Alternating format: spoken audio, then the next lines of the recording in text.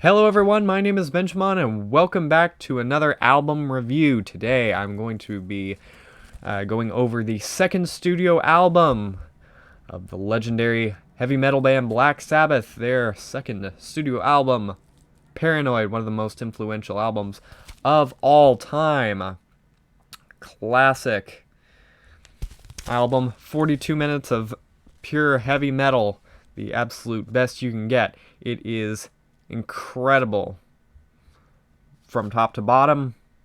Amazing riffs, amazing drums, amazing bass, and of course amazing vocals. This album was released in September 1970, just 7 months after their first album, the first heavy metal album, Black Sabbath. That is their self-titled album.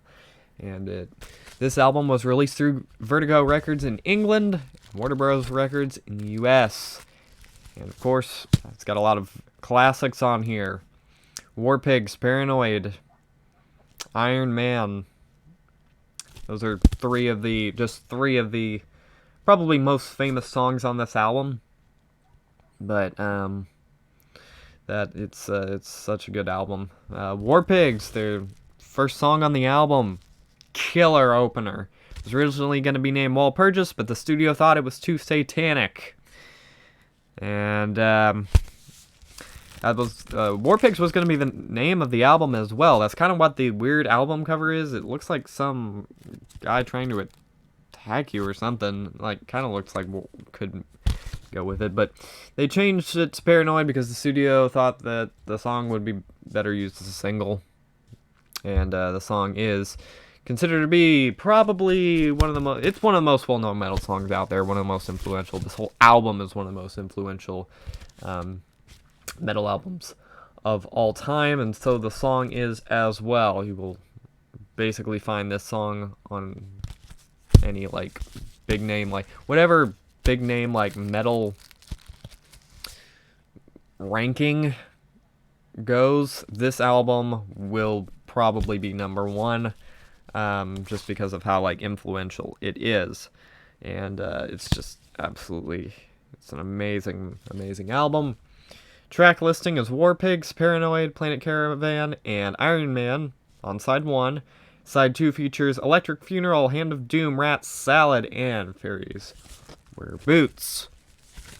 War Pigs is used to be my favorite song for a long time. Still is one of my favorites.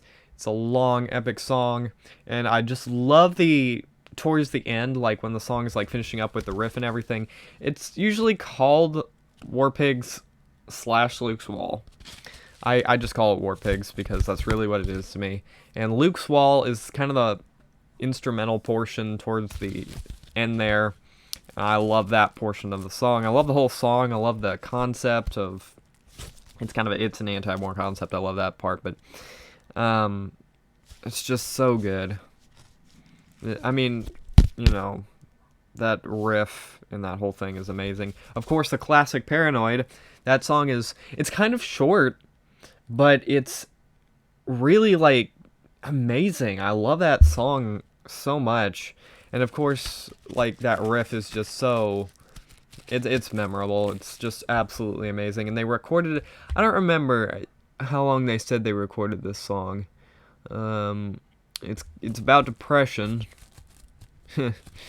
And it's true, but I don't remember how long. They recorded it very quickly. I don't remember how quick they said it was, but I don't remember. They said they did it very quickly, but either way, classic song.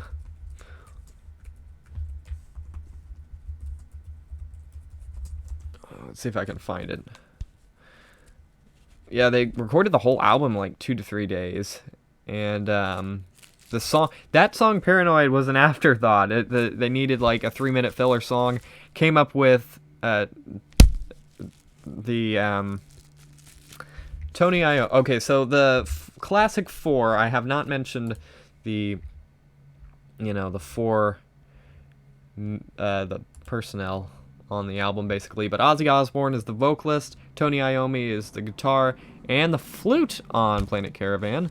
Geezer Butler is the bass guitar, Bill Ward is on the drums, and congas on Planet Caravan. And Tom Allum was the engineering and piano on Planet Caravan. Roger Bain was on the production, though. So he produced that album? I did not know that. I don't know what else he really did with that. But, you know, it's such a good album anyway. But they recorded this album super quickly. Tony Iommi came up with a riff on Paranoid. Well, he did all the riffs, but they needed the 3 minutes of filler on the album. So this was Paranoid was originally a filler song. It's the name of the album. It's the single, and it's one of the most well-known metal songs of all time, which is interesting to me. It's quite hilarious, in my opinion, how that came to be. Planet Caravan, I don't really know. It's kind of psychedelic, to be honest with you. It's peaceful, calming. It's really interesting, to be honest with you. I like this album so much for that song right there. I mean, that helps amplify the album, I guess you could say. It's just such a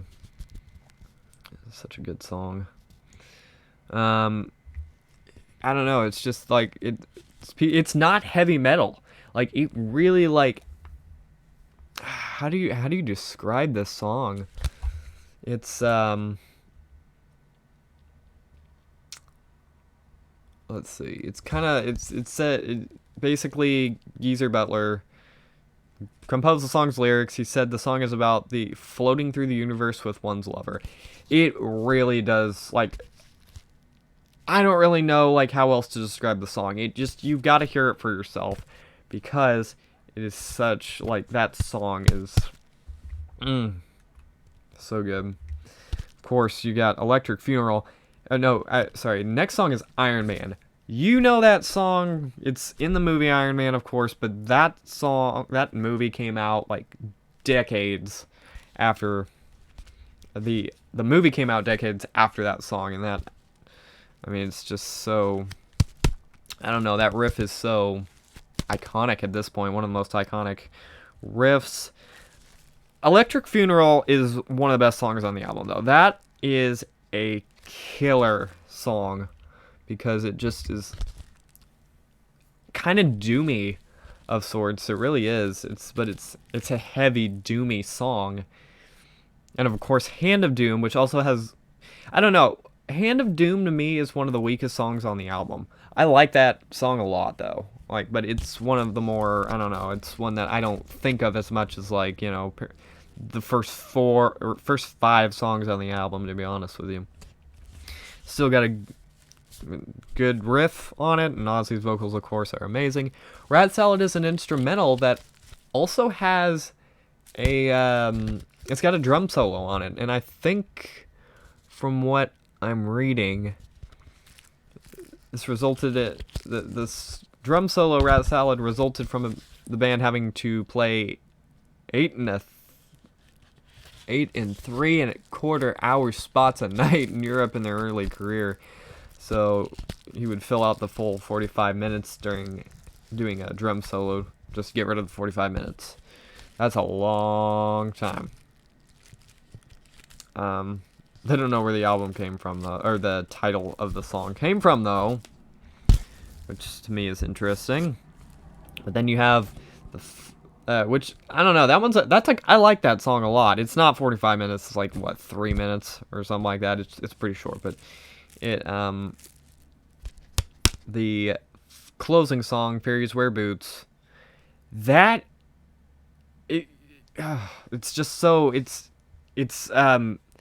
I don't know, that riff is just amazing. I love the riff on that song, and it goes it's melodic to a certain extent, and it's just so good. I mean, this whole album, top to bottom, really is amazing. Even though, like, I say Hand of Doom and Rat Salad are kind of weak songs in comparison to the whole album, they're great songs. I absolutely love them. And, of course, like, The riffs on this whole album are amazing. The drumming is killer. Oh, yeah, Hand of Doom. It's got great bass on that song. You've gotta really like the bass on that song. It's kind of it starts out with a bass solo, and that bass solo is towards the ends of the song as well. But yeah, I mean, just top to bottom, one of the greatest opening songs they ever did, and one of the greatest closing songs they ever did as well. So that is Black Sabbath's Paranoid. Definitely one of my all-time favorite albums of theirs. Go check it out if you haven't. It's almost 42 minutes long, I believe. It's definitely worth checking it out. And listen to like the last 3 songs on the album, starting with Hand of Doom, going to Rat Cell, and then of course on Fairies Wear Boots to finish that off. So I just heard that. It was definitely worth it. So with that being said, thank you all so much for watching. Check out the album Paranoid. If you haven't already, more of these album reviews to come. As always, I will see you guys in the next video. Goodbye, everyone.